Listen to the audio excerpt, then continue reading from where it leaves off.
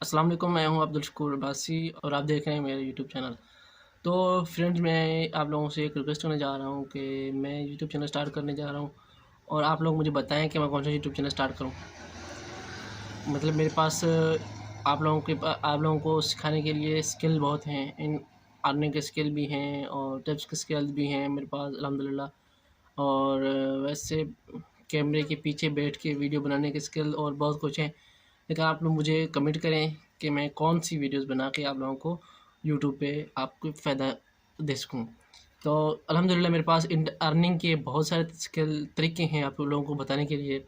Earning पे video बनाऊँ या फिर मैं tips and science and technology, मतलब टिप्स, ऐसी टिप्स जो आप लोगों को कुछ फ़ायदा दे सकती हों।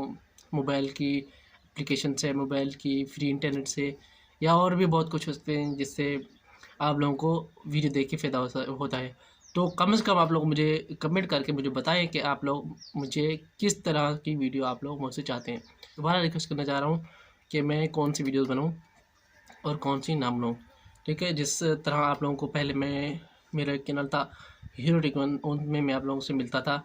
कि अब मैं बताऊँ, आप मुझे अब सीरियस होकर मुझे बताएं कि मैं कौन सा स्किल आप लोगों को आप लोगों के पास लेकर आऊँ।